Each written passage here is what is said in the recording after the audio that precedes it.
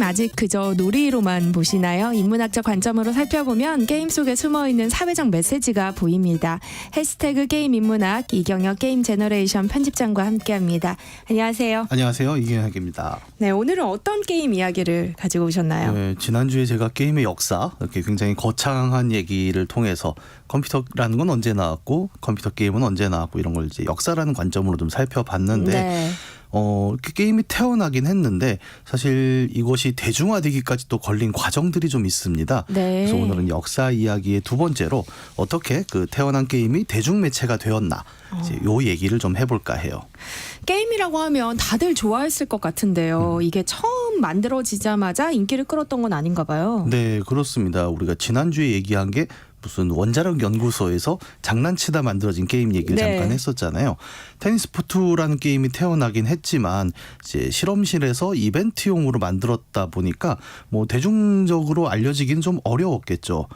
대략 한 1960년대쯤에 이르면 이제 여러 선진국들이 다양한 연구소들을 크게 설립을 하고 그 안에 컴퓨터라는 이제 당시에는 굉장히 대형 기기였던 네. 장비들이 들어오게 되는데 이때부터는 이 과학자들이 뭐 다 마음이 똑같습니다. 그냥 놀고 싶죠. 그래서 전 세계 곳곳에 컴퓨터를 쓰는 모든 학자들이 이걸 가지고 어떻게 놀아볼까라는 시도들은 계속 이어지고 있었어요. 네. 근데 이제 실험실 안에서만 이루어지는 거고 실험실은 요즘도 그렇지 않습니까? 들어가려면 뭐 신원 확인도 해야 되고 그렇죠. 아무나 복잡하죠. 들어갈 수가 없죠. 네. 그러다 보니까 이제 일반 사람들한테는 조금 접근이 안 됐던 물건이었어요. 첫 번째로는 이 컴퓨터라는 기계가 지금처럼 막 일상에 널려 있는 기계가 아니었습니다. 정말 연구소, 대학 이런 데 아주 거대한 기계만 있었던 거였고 또 그러다 보니까 이 비싼 기계를 놓으려면 최소한 뭐 어떻게 실행을 한다, 뭐 어떻게 조작을 한다도 알아야 되잖아요. 네. 그런 것도 사람들이 알 수가 없었던 거죠. 그러다 보니까 컴퓨터 게임이라는 게 있어? 아예 존재 자체를 모르고 그 기계 자체를 어디 들여놓기도 어렵다 보니까 대중화라는 말과 게임은 굉장히 먼 어떤 시기의 것이었죠. 그럼 게임의 대중화는 언제부터 시작된 거예요? 대체로 이제 우리 사회에서 하나가 대중화된다라고 하면 뭐 자본주의 시대지 않습니까? 결국 대중문화라는 거는 대중문화 상품으로서 어떤 컨텐츠가 붐을 일으켰을 때 대중화가 된다고 하죠. 게임도 마찬가지입니다. 결국 얘가 대중화가 되기 위해선 상품으로서의 가치가 시장에서 확인이 되고 그것이 정말 재밌고 내가 돈을 낼 만한 무엇이다라고 여겨졌을 때부터 이제 대중화라는 게 이어지게 되는데 게임도 그 과정을 거치게 돼요. 그래서 1960년대 후반부터는 이제 연구실에서 그 놀기 좋아하는 우리 괴짜들, 너드라고 하죠. 미국에서는 이 사람들이 그냥 갖고 노는 것이 아니라 야, 이게 사업이 되지 않을까? 상품이 되지 않을까라는 고민을 하기 시작을 합니다. 요즘 같으면 이제 비슷한 사람들이 좀 있죠. 뭐 일론 머스크라든지 스티브 잡스라든지 어떻게 보면 다 비슷하잖아요. 네. 근데 비슷한 캐릭터가 이 게임 쪽에도 있었던 거죠. 그래서 미국 유타 대학교의 전기공학과 학생이던 한 인물이 오늘의 주인공입니다. 그 친구의 이름은 놀란 부시넬이죠. 상대적으로 우리에게 좀 친숙한 인물은 아닌 것 같아요. 근데 네. 부시넬이 어떻게 상업용 게임을 만들게 돼요? 그렇죠. 이거 부시넬이라고 하면 알아듣는 사람은 보통 이제 우리가 겜덕후라고 부르는 몇몇밖에 없는데 네. 이 사람의 생적을 보면 조금 재밌는 이야기들이 많습니다. 앞서 말씀드린 대로 60년대 이제 들어서 서서히 이제 대학생들이 이걸로 어떻게 놀거리를 만들어 보자라고 해서 굉장히 여러 가지 형태의 게임들이 나오기 시작을 해요. 그리고 부시넬은 1960년에 자기 학교가 아니고 MIT에서 학생들이 만든 하나의 게임을 처음 접해보게 됩니다. 네. 그러니까 거기서 만들어진 게임을 자기네 학교로 누가 가져온 거겠죠. 또 이런 노는 거리는 굉장히 잘 퍼지죠. 그렇죠. 그래서 처음 자기가 해봤는데 이 게임의 이름이 스페이스 워라는 게임이고요. 네. 이거는 굉장히 단순해요. 그러니까 삼각형 모양의 비행기가 하나씩 주어지고 네. 이렇게 뭔가 스페이스 버튼을 누르면 총알이 나갑니다. 근데 우주다 보니까 이제 무중력이잖아요. 네. 그래서 지금처럼 뭐 전후좌우로 이동하면 그냥 이동한 다음에 멈추는 게 아니라 한번 이동하면 계속 글로 갑니다. 관성이 있는 거죠. 네. 그래서 생각보다 조작이 어려운데 이거를 이렇게 총을 쏘고 맞추고 하다 보니까 굉장히 재밌는 거예요. 근데 부시넬은 이걸 보면서 내가 이런 걸 왜 못 만들었을지 뭐 이런 고민을 한 것이 아니라 네. 야, 이게 너무 재밌는데 이거를 가지고 물건을 한번 팔아보면 어떨까? 라는 생각을 하게 됩니다. 네. 그래서 대체로 이런 IT 산업의 너드들이 항상 보면은 뭔가 아이디어가 하나 떠오르면 제일 먼저 뭘 하냐면 학교를 관둡니다. 그리고 네, 부시넬도 똑같이 학교를 그냥 중퇴해버려요. 네. 그리고는 미국에서 또 이런 사람들은 학교를 중퇴한 다음에 어디로 가냐면 꼭 자기 집에 차고로 가죠. 그래서 차고에서 마치 그 스티브 잡스가 자기 집 차고에서 애플 컴퓨터 만들었던 것처럼 부시넬도 자기 집 차고에 가서 이 게임을 학교에 있는 거대한 컴퓨터가 아니라 소형 컴퓨터로도 작동할 수 있게 만드는 방법을 찾기 시작을 하는 거죠. 네. 그래서 드디어 만들어낸 장비가 컴퓨터 스페이스라는 정말 나무 깎아서 만든 상자 안에 모니터와 조종기가 들어있는 그런 하나의 작은 게임을 만들어내요. 매출은 꽤 나왔습니다. 생각보다 매출은 나왔는데 네. 문제는 뭐냐면 이제 초보 사업가들의 큰 실수죠. 제작비가 너무 많이 들어서 사실은 적자를 본 거죠. 네. 근데 적자를 한번 봤다고 해서 이제 포기하는 것이 아니라 네. 이 친구는 이것이 사업화가 가능하겠다. 제작비만 떨어뜨리면 충분히 이득을 낼 수 있는 신사업이다라는 가능성을 보고 네. 1972년에 정말로 회사를 차리게 됩니다. 그 회사의 이름이 아타리예요. 혹시 아타리란 이름을 들어보셨을까요? 아니요. 어디선가 들어보셨을 것 같기도 한데 이게 어떻게 보면 세계 최초의 게임 회사고 네. 근데 이제 재밌는 게 아타리라는 이름은 또 일본 이름입니다. 우리가 바둑에 보면 단수라고 있죠. 네. 근데 그 4개 중에 3개를 막으면 단수라고 하고 이거를 일본 말로 뭐라고 하냐면 방송 용어는 아닌데 어르신들 보면 야 아다리가 맞는다. 약간 그런 표현을 하죠. 네. 그때 아타리가 이 회사의 이름이 되는 거죠. 그러니까 약간 일본을 되게 좋아했어요. 일본 덕후였고 아타리의 로고도 보면 후지산을 모티브로 해서 만들어서 네. 많은 사람들이 아타리라는 회사를 좀 일본 회사로 알고 있는 그것도 있는데 70년대에 만들어진 미국 회사입니다. 이 아타리라는 회사가 설립이 되면서 어떻게 보면 이제 디지털 게임이 실제로 상품이 될 수 있는 가장 기반이 잡히게 된 거죠. 그리고 실제로 아타리는 1972년에 게임사의 길이 남을 최초의 상업적 성공을 거둔 작품을 만들어내는데 이 게임의 이름이 바로 퐁입니다. 퐁이라는 이름은 처음 들어보는 것 같아요. 네. 이게 유명한 게임이었어요? 그렇습니다. 이것도 뭐 게임 쪽 좋아하시는 분들이라면 아마 이럴 거예요. 막 실시간 댓글로 야 퐁을 모른다니 이건 말도 안 된다 막 이러시는 분들도 있을 텐데 네. 설명을 들으시면 그거라고 이해를 하실 건데 가장 기본적으로는 컨트롤러를 한 사람씩 잡아요. 2사람이. 그리고 양쪽에 구멍 파인 앞에 막대기가 하나씩 있고 그 막대기를 조작하게 됩니다. 그리고 가운데에는 하얀 공이 하나 튕겨 다녀요. 벽하고 막대기에. 네. 그래서 서로 이 공을 반사시켜서 상대편 뒤에 있는 골대로 넣는 아주 단순한 게임이에요.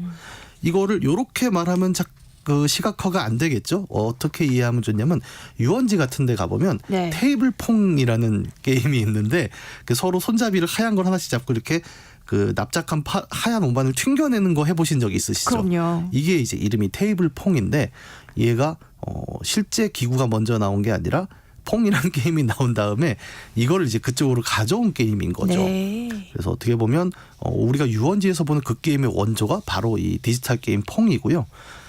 최초로 만들어진 이 게임기는 한국에서는 좀 보기 힘들었던 게 2사람이 서서 하는 게임기였습니다. 그러니까 이게 미국 영화 드라마를 보면 가끔 오락실이 나오는데 한국은 다 앉아서 하잖아요. 네. 거기는 다 서서 하는 게 기본입니다. 그래서 그 형태로 1972년에 처음 나온 게 이 퐁이라는 기계였고 이 게임의 의미는 뭐 최초의 게임이다라는 게 전혀 아니죠. 비슷한 시도들이 굉장히 많았어요. 그 수많은 너드들이 이게 상품화가 될까 여러 가지 테스트를 해보다가 72년에 퐁이 처음 나오면서 이제 본격적인 이것이 대중적인 상품이 되겠구나라는 시초를 열어낸 순간이었던 거죠. 네. 근데 이제 이 게임을 그러면 제품이 출시됐으면 어디선가 해봐야 되지 않겠습니까? 근데 오락실이라는 공간이 웃긴 게 이런 기계가 처음 나왔는데 오락실이 있을 수가 없잖아요. 그래서 이 기계는 어디에 놓였냐면 주로 카페, 펍 같은 이것도 이제 미국 드라마에 보면은 거기 사람들이 술만 먹지 않잖아요. 뭐 당구대도 맞아요. 있고 네. 다트도 있고 그런 데에 한 대씩 비치가 되기 시작을 한 거죠. 이거를 왜 이렇게 처음 펍에서 영업을 하기 시작했냐면 미국에서는 당시에 어떤 그 술집 같은 데서 자투리 동전을 넣고 즐기는 것이 굉장히 보편적인 문화였어요. 미국 영화 보면 주크박스라는 게 나오죠. 네. 그 동전 넣고 자기가 듣고 싶은 노래 트는. 맞아요. 그러니까 미국 사람들에게 동전을 넣고 논다라는 건 굉장히 일상적인 문화였던 거예요. 근데 이렇게 만들어내는 이유도 좀 있죠, 사실. 그러니까 오락실이 없었고 사람들이 많이 모여서 노는 공간, 소위 말하는 대중 유흥 공간에 이 기계를 놓으면 우리가 히트 칠 거야라는 전략이 있었던 거고 그 전략에 의해서 실제로 세팅을 해서 퐁은 데이트를 치게 됩니다. 이게 얼마나 히트를 쳤냐면 어느 술집이 이제 전화를 얘기를 들어요. 네. 퐁이 그렇게 유행이라며. 그래서 우리 가게도 하나 놔주세요 해서 기사가 와서 설치를 하는데 다음날 고장이 난 거예요. 그래서 이제 AS 센터에 전화를 해서 네. 기사를 보내주세요. 고장 났어요. 라고 얘기했더니 기사가 와서 보고는 이게 고장 난 게 아니고요. 돈통이 꽉 차서 안 들어가는 겁니다. 이런 사례가 계속 속출할 정도로 정말 대히트를 치게 된 거죠. 네. 그러면서 미국의 모든 술집들에 아타리에 퐁이라는 기계가 깔리고 사람들이 이제 야, 퐁 한 판 할래? 라는 이야기가 일상적으로 돌 수 있을 정도로 디지털 게임의 첫 유행을 만들게 됩니다. 그러니까 게임이 대중화된 건 술집에서부터였던 거잖아요. 네. 그렇다면 지금의 오락실은 어떻게 생겨난 거예요? 그렇죠. 아까 말씀드린 대로 오락실이란 건 없었고 네. 다만 이제 퐁이 성공하니까 아타리 말고 다른 회사들도 우리도 저거 비슷한 거 만들 수 있어 라고 해서 이제 비슷한 게임기를 계속 만들게 됩니다. 네. 최초의 시도는 그래서 술집보다는 가정용 게임기에 좀 많이 주력을 했어요. 왜냐하면 술집에 놓으려면 내가 직접 그 화면 기계도 만들어야 되잖아요. 근데 가정에 놓으면 집집마다 이미 미국에는 텔레비전이 있었던 겁니다. 네. 그러면 단가가 훨씬 싸니까 그렇네요. 이거를 한번 시도해볼까라고 했는데 그럼에도 불구하고 가정용 게임기는 처음엔 잘 안 팔렸는데 그냥 텔레비전에 기계만 연결하면 되잖아. 근데 기계가 거의 우리 돈으로 100만 원대가 넘어갔어요. 그러니까 어느 가정에서 퐁 한 판 한다고 100만 원을 쓰겠습니까? 네. 그래서 사람들은 퐁이 시도했던 그 동전 넣는 방식이 최고다라고 해서 모두가 동전 넣는 게임기로 집중을 하게 됩니다. 네. 그러면 술집에는 이제 퐁만 있는 게 아니라 비슷한 게임들이 막 들어올 텐데 술집도 공간이 한계가 있잖아요. 사람들이 술 마시러 왔는데 뭐 퐁 말고 다른 게임이 있다고 해서 거기에 돈을 쓰겠느냐. 약간 이런 한계가 나오다가 마침내 한 70년대 중반 후반에 이르면 아케이드라는 이름으로 미국에서는 술집의 부가적인 놀이기구 대신에 아예 가서 동전 넣고 게임만 할 수 있는 공간으로서의 공용 오락실이라는 게 처음 탄생을 하게 되는 거죠. 네. 그리고 이때부터 이제 게임의 주 타겟층이 변화해요. 술집이니까 성인이었는데 술을 안 마셔도 되는 게임 공간이면 아이들이 몰려오기 시작을 합니다. 그렇죠. 네. 아이들이 또 엄청 좋아하잖아요. 그렇죠. 그러면서 이제 거기서부터가 우리가 아는 아이들이 잔뜩 모여 있는 그 오락실의 형태가 나오게 되는 거죠. 네. 그런데 국내 오락실에서는 퐁을 본 적이 없는 것 같아요. 맞습니다. 말씀드린 대로 퐁이 1972년작이잖아요. 네. 그러면 한국에 만약에 바로 직수입이 됐다고 해도 70년대 중반일 텐데 네. 그때는 당연히 한국에도 오락실이라는 개념이 없었고 지금까지 기록으로 보면 74년 정도에 한국의 서울 시내 중심 어떤 백화점에 일종의 오늘날의 쇼케이스처럼 이런 게 한번 있어요라고 팝업 스토어로 보여준 적이 있다는 기록은 네. 현재 있지만 당시에 한국에는 이제 그런 유행이 없었죠. 그 전에 한국은 이제 유기장이라는 개념은 있었어요. 그러니까 전자 오락실 말고 이게 뭐냐면 옛날 놀이들 예를 들어 뭐 혹시 그런 거 보셨어요? 십자매 뽑기라던가 물방기 뽑기 네네. 이제 그런 게 길거리에서 하는 걸 뭐 실내로 밀어넣는다거나 이제 이런 식의 굉장히 좀 불량한 형태의 놀이기구들을 모아놓은 곳을 유기장이라고 불렀는데 네. 그래서 이제 처음에 전자오락기 자체는 한국에서는 부산에 처음 생겨요. 왜냐하면 이제 일본이 당시에 또 전자기기를 잘 만들었기 때문에 네. 그냥 배로 바로 실어오면 설치가 되는 거니까 그래서 부산의 다방 당시에는 이제 다방에 이제 깔리는 걸로 퐁이라는 기계가 처음씩 들어오기 시작을 하고 대신에 퐁보다 좀 뒤에 나오는 여러 개의 게임들 특히 이제 대표적으로 테트리스라던가 네. 팩맨 같은 게임들이 이제 70년대 후반에서 80년대 한국에 쭉 들어오게 되면서 오락실이라는 건 한국에서는 퐁을 보기보다는 퐁 다음 세대의 게임들을 중심으로 이루어지게 됩니다. 하지만 이 퐁이라는 게임의 영향력은 정말 대단한데요. 사실은 이 퐁의 후손을 지금 사람들도 스마트폰으로 즐기고 있기도 하거든요. 네. 그러니까 아직도 퐁의 영향력이 남아 있다는 말씀이잖아요. 네. 그럼 어떤 게임들이 퐁의 후손격으로 이어지고 있는 거예요? 네, 아까 잠깐 설명드렸지만 공 하나를 튕겨서 뭔가 움직여서 골을 넣는다라는 게 기본 퐁의 개념이었다면 네. 비슷한 걸로 지금까지 후손이 남은 게 바로 벽돌 깨기라는 게임입니다. 네. 아마 이건 많이 보셨을 거예요. 네. 특히 이제 모바일 뭐 하다 보면 광고를 엄청 나옵니다. 뭐 이렇게 벽돌을 막 수백 개씩 깨는 광고를 엄청 보셨을 텐데 네. 보면 똑같잖아요. 공을 하나를 튕겨서 벽이든 어디든 반사시켜서 이번에는 벽돌을 깨는 게임들. 이런 걸 뭐 우리가 벽돌 깨기류라고도 부를 수 있을 텐데 얘들이 바로 퐁의 직계 후손이죠. 왜냐하면 퐁은 그 공 튀기는 것 같고 골을 넣는 방식을 썼다면 이런 게임들은 이것을 혼자 할 수 있는 벽돌을 혼자 깰 수 있는 형태로 바꿔냈다는 점이 굉장히 중요한 포인트이기도 합니다. 그러니까 진짜 듣고 보니까 비슷한 게임들을 많이 본 것도 같아요. 네. 이 변화, 그러니까 퐁에서 벽돌 깨기로의 변화는 굉장히 여러 가지 사회적 의미들을 함축을 하는데 가장 중요한 게 2인용에서 1인용으로 변화했다는 점입니다. 네. 최초의 퐁은 두 사람이 모여서 서서 하는 게임기였어요. 그러다 보면 처음에는 동전 하나를 놓고 둘이 했습니다. 근데 이거는 두 가지 의미로 안 좋은 게 첫 번째로 오락실 업주 입장에서는 동전 하나로 두 사람이 하지 않습니까? 근데 기왕이면 기계 하나에 동전 하나에 한 사람이 할 수 있으면 업주 입장에서는 훨씬 수익이 좋은 거잖아요. 네. 그리고 게임 이용자 입장에서도 그래요. 생각보다 게임하러 같이 갈 사람을 구하는 건 쉽지 않습니다. 맞아요. 네, 의외로 난 그거 싫은데, 난 그 바쁜데. 게임 말고 다른 거 하고 싶은데 이럴 수도 있잖아요. 그렇죠. 근데 항상 둘을 끌고 가야 되잖아요. 근데 이제 최초의 게임의 경우에는 이게 어쩔 수가 없었던 게 혼자 게임할 수 있는 프로그램을 만들려면 사람과 놀아줄 수 있는 수준의 프로그래밍이 필요하잖아요. 네. 근데 둘이 하면 그런 걸 만들 필요가 없죠. 그래서 처음엔 그걸 만들지 못했어요. 근데 기술이 좋아지면서 아까 얘기한 대로 야 그러면 공 튀기는 걸로 벽돌을 깨보는 건 어때? 라고 하는 순간 2인용으로 시작한 디지털 게임은 1인용의 시대로 들어가는 거죠. 그러면서 오락실 업주는 굉장히 환호합니다. 기계 한 대에 한 사람씩 앉을 수 있구나. 그러면서 아케이드라는 것이 우리에게 익숙한 오락실도 그렇잖아요. 대부분 네. 80년대 오락실이라는 거 혼자 하는 게임이었습니다.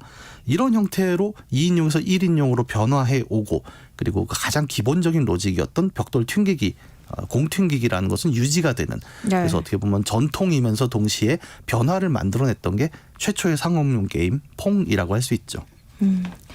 근데 이렇게 퐁과 같은 단순한 규칙의 게임들이 오랜 기간 사랑받는 이유는 뭘까요? 이거는 매우 쉽습니다. 게임이 쉬워서예요. 아, 정말 아무리 재밌는 게임이라고 하더라도 내가 네. 배워야 될 게 많다. 예를 들어 뭐가 있을까요? 스포츠도 그렇지 않습니까? 축구는 그냥 공을 차서 골에 넣는다. 규칙이 좀 단순하죠. 네. 근데 골프 정도만 가도 네. 뭔가 숫자도 더해야 되고 파는 얼마고 뭐 이런 계속 복잡하게 배울 것들이 있습니다. 네. 아이들은 못해요. 근데 게임의 규칙이 쉽다는 건 뭐냐면 그냥 아케이드에 내가 놀러 와서 오락실에 네. 와서 친구 하는 것보다 이거 어떻게 하는 거야? 라고 하면 그냥 튕기면 돼. 라고 말할 수 있는 거라면 당연히 새로운 유저들이 많이 유입되겠죠. 네. 예, 그런 쉬운 점 때문에 오랜 시간 지금도 아까 말씀드린 모바일 광고에서 사람들이 광고 보고 그냥 게임해도 바로 하지 않습니까? 어떻게 보면 가장 쉬운 게임이 가장 대중적인 게임이다라고 이야기할 수 있겠죠. 네. 근데 한규봉님께서 네. 스티브 잡스가 아타리에서 일하기도 했었나요? 라고 보내주셨는데. 아마 제가 기억하기로도 인턴 네. 정도를 했던 걸로 기억을 하고 있는데 저도 정확하진 않네요. 네. 해시태그 게임 인문학 이경혁 게임 제너레이션 편집장과 함께 이야기해봤습니다. 고맙습니다. 감사합니다.